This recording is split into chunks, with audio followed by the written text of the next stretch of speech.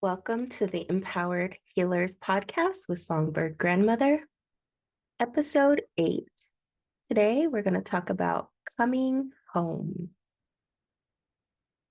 So, throughout my time doing this work and meeting with thousands of people from all over the world, something that has emerged over and over again, a question that people have had on their spiritual journey is, how do I know I'm on the right?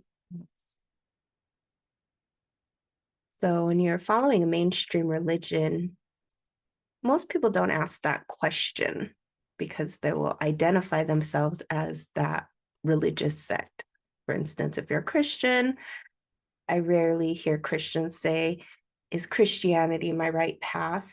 Unless they're contemplating leaving or they're going through some kind of evolution on their spiritual journey. But for the most part, when people are part of certain religious groups, they're probably born into it or came to it at some point in their life, and that's the path. But when you're on a spiritual path, you can study many religions, you can study many texts, you can study with many gurus. There's so many teachers, especially in this modern day. We have the New Age movement, which takes bits and pieces from all over the world and somehow puts them together. You have so many different types of spirituality, from witchcraft to sorcery to shamanism to Hinduism, on and on and on and on, and bits and pieces of everything, right? And so it's very easy to get confused, to get lost, to not know what exactly it is that you're following, or if it's right for you. And sometimes what will happen is you will go down a certain path and there'll be elements of it that feel really good. And then there'll be elements of it that won't feel right. And that's when I say, there's something not quite clicking. So, for example, when I first began on my spiritual path, I was going to different metaphysical stores, different places, and I was really drawn to more like pagan, or even what you call Wicca, because here in Colorado, that was primarily what there was in these stores, books on herbalism and spells and oils and candles. And I was always drawn to those elements. But every time I would go into these stores, I would just get this incredible headache. I would walk in and just that energy was just like, whew. And I didn't know what it was because I was still very new on my path. And I remember being like, wow, I don't know what it is, but every time I step into those stores, it's like this incredible headache. And it was so painful. And then the second I'd walk out, it would just completely go away. So I knew it was connected to whatever that energy, that vibe was. And what I soon recognized after I met my first teacher was that I was very much drawn to the earth-based elements, but it was the intention or the the energy behind what it was doing that I wasn't vibing with. My spirits were not vibing with those spirits. And that happens. And so when I walked onto my shamanic medicine path, I was going back to my ancestors. And that's when I found home. And that's what I always remind people if they're asking the question, what is my spiritual path? Am I on the right path? How do I know I'm on the right path? Years ago, I had a ceremony in Las Vegas, and one of the women who showed up, she started crying in the middle of the ceremony. And I asked her why she was crying. And she said, everything you're saying is where I first began. I first began with the peace pipe. I first began with the indigenous ways. I first began my journey into this path as a healer, learning the indigenous ways. And she said throughout her journey, she spent the last 30 years going from this modality to that modality to this modality, to be so confused And when she came back and she came to my ceremony, it was like going home. She said, "This is where I first began. I don't know how I got so off my path." And it was a returning back to her ways, back to what she wanted in her life. And I always remembered that because I thought that was so powerful, because I have seen that over and over and over and over again in so many different ways and shapes. And some people will have the realization, and some people will take many, many more years to get to that revelation, because they're so stuck in both the curiosity, the seeking, and it becomes almost like an addiction, because when you just go from path to path to path to path, you're always searching but never finding. And I remember when I first walked into my first teacher's home and I was looking around at her apartment, and I just felt this overwhelming energy of, oh, this feels so good. It feels so homey and like a home that I had been yearning for. And there's nothing extraordinary about the place. There were a lot of plants around. I mean, it was pretty ordinary. And then she moved into the mountains, and oh, it was incredible when she moved up into the mountains, her home, because that's where you really felt the power of the spirit world. And then the journey just got deeper and deeper. And eventually you go from opening the door to the inner world to living, where there is no difference between your inner and outer worlds, and it becomes transcendent.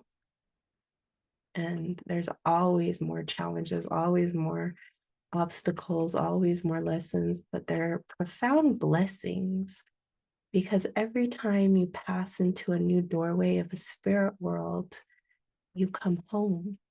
You come home to yourself, you come home to those around you, you come home to the environment, you come home to who you are. And you no longer live from the outside in, you live from the inside out. And a lot of those paths, especially the ones like I was talking about, where it's manipulation, where it's more about how to use the spirit world to get what I want in maybe not so ethical ways. And spirit has a way of weeding that out. If that's for you, that's for you. Some people really have no ethical bounds, and that's going to be their path, because it's all about me. It's all about what I want. It's all about how can I obtain and get more. And in shamanism, for sure, you can get what you want, for sure. But it has to be in alignment with who you are and your destiny, because not everybody has that, let's say, karma to be very rich. Not everybody has that. Most people obviously don't have that, because if they did, it would just be common for everybody to be millionaires and billionaires. But in the reality of the world, most people have a common destiny, which doesn't mean it's boring or, you know, mundane. But most people just have a common life, which means that you're living the life of the masses. You're living the life that you chose to live, that you could live based on your karma and your past lives and what you chose to master in this life. And that's where, when you understand your genetics, your bloodline, your karma, where you were born, what the situation you were born into, then you can shape your life into the best it can be. And unfortunately, a lot of us are sold this lie that says, oh, you should be rich and famous and you have to be a powerful influencer and gain lots of followers. And that's not the life for everybody. Some people, they'll step into the camera and that's home.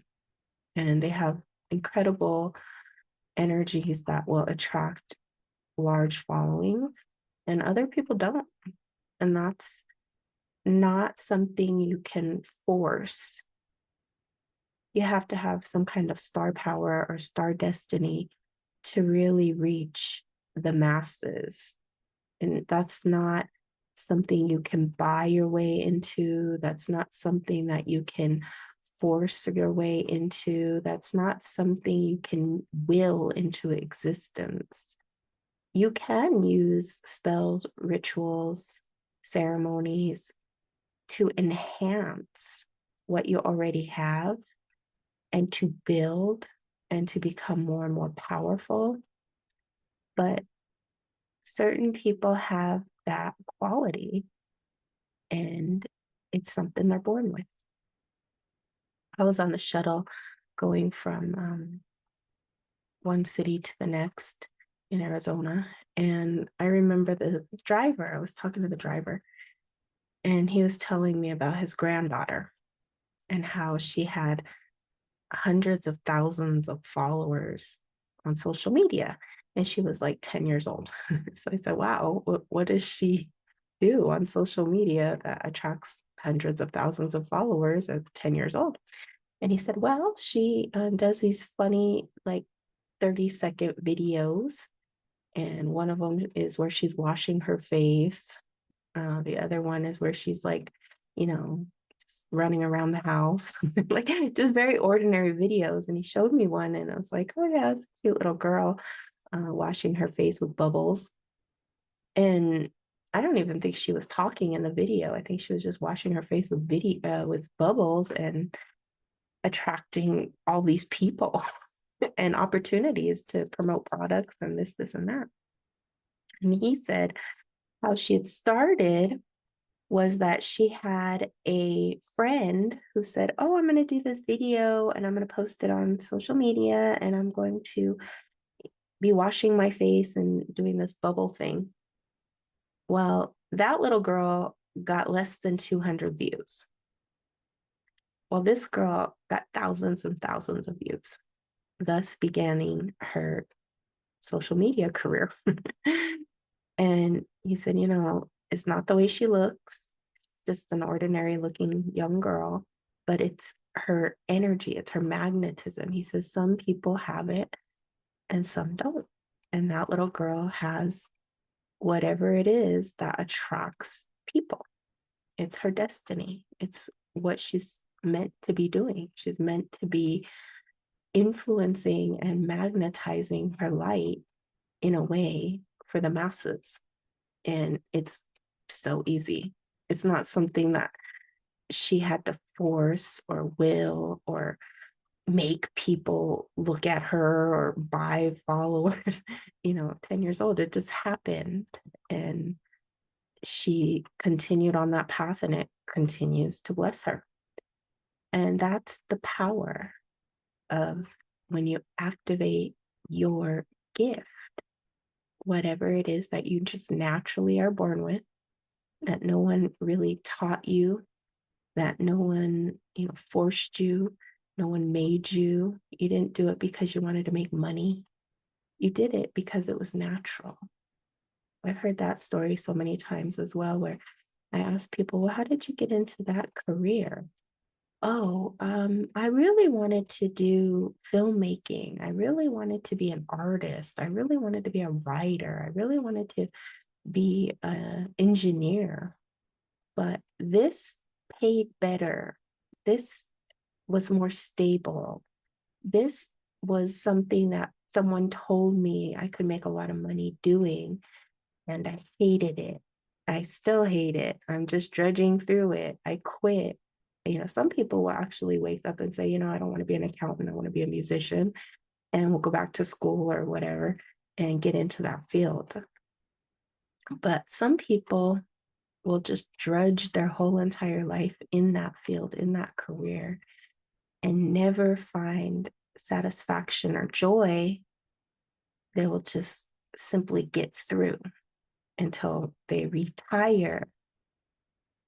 And then they're going to go do whatever they want to do. But by that time, you're retired. You're tired because you've been giving your whole entire life force to something you hated.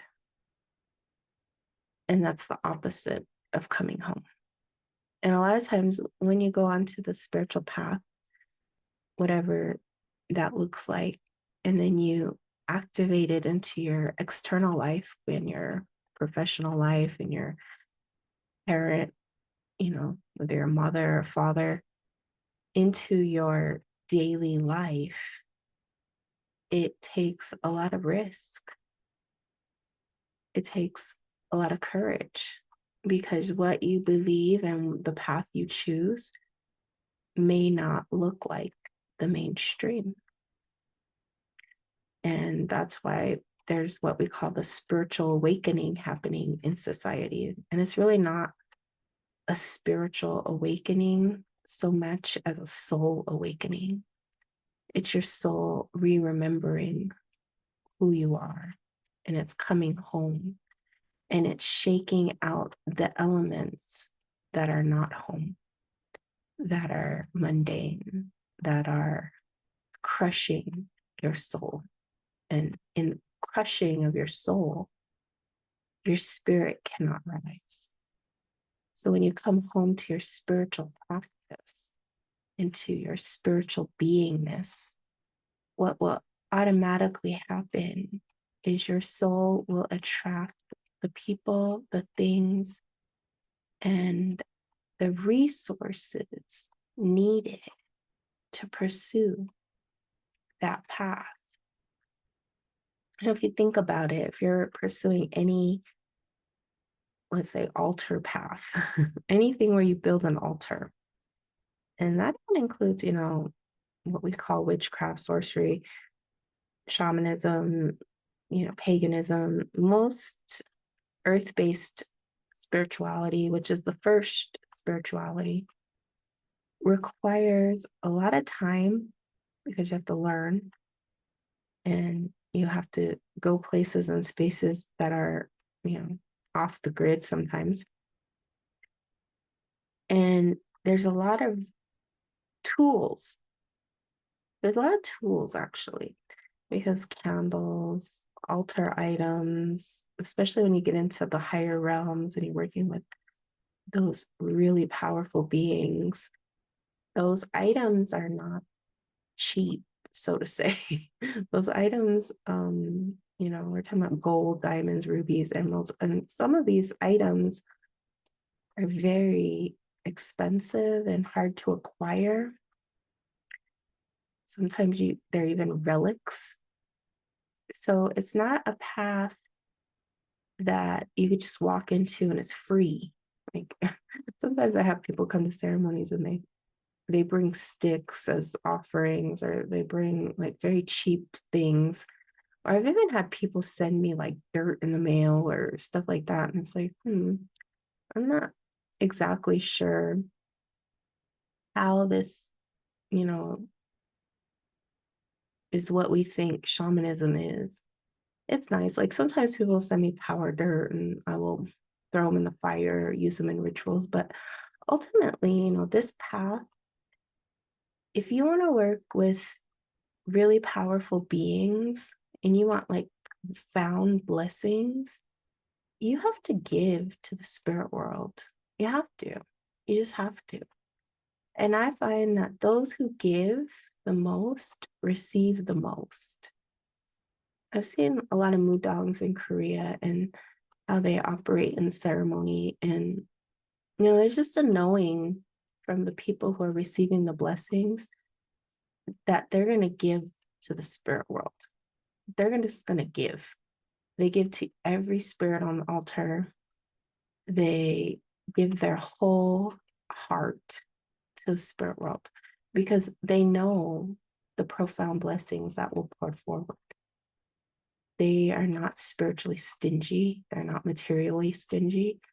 They are wholeheartedly giving. And that gift that comes back is life-changing. And it's because there's an inherent knowing in their soul that these beings are powerful and that they are going to move mountains because they gave with their heart. It's not something that somebody taught them. It's not something that somebody forced them to do. It's something that they inherently know from the depth of their soul. And those are the ones that get the profound blessings. And you'd be surprised at who these people are, because most of those people are the famous people. They're the ones who are moving the country forward. They are the ones bringing cultural change. They are the ones reflecting all of the dysfunctions in society. They're the ones exposing and doing the light work. They are the ones out there in the trenches. They're the ones caring for their families. They're the ones who contribute profoundly to society. And there's no difference between their spiritual walk and their physical walk, because they walk with the power of the spirits, of the spirit world. And people who know the power of the spirit world, they know the power of giving. They know the power of receiving. They know the power of healing. And they know that in the end, all of this will go, including this body, including this spirit. Everything leaves this earth. However, what you leave on this earth is what matters most. The impact you lead with, the beauty you leave people in their hearts, the legacy that you carry forward. So you can work 30, 40, 50 years at a job you hate. That is not a legacy, because the second you're gone, nobody will miss you. You will not miss that job. You will have agonizing memories of that job. And in the end, the legacy that you will have is most likely pain and suffering. However, when you choose to really step onto your path, onto your magic and mystery, onto the path of most resistance and yet least resistance, you find home.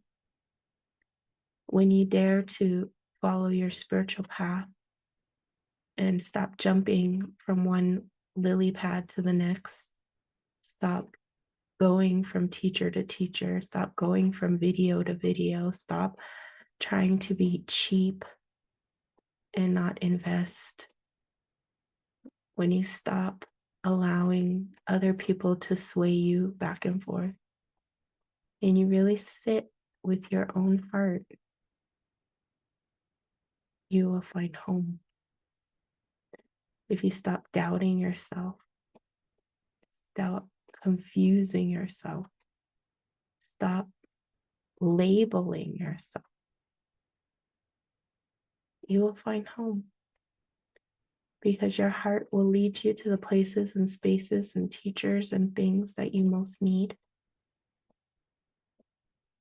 And it will also push it away. Your ego will push grand blessings out of the way if you're not able to receive them, if you're not able to give. The spirit world knows. There have been so many times on this path where I've taught students and I have said, wow, that student was so powerful. It's too bad their ego got in the way, because we could have opened some incredible doors. The spirit world will say, they're not ready. They're not deserving. They weren't able to see their gifts.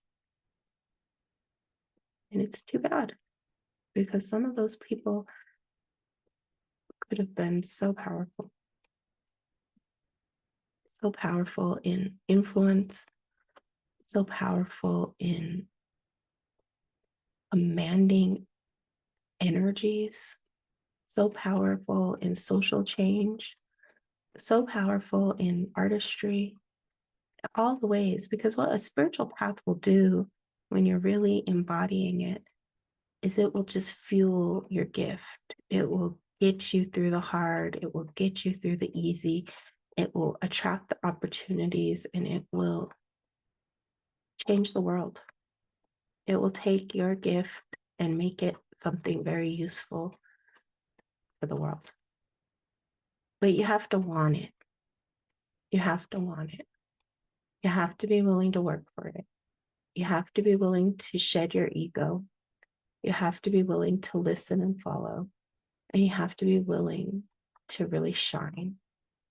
And what I find for people who have the gift but are really reluctant to sharing the gift is that, unfortunately, there's a very inherent selfish and greedy nature to the egoic structure.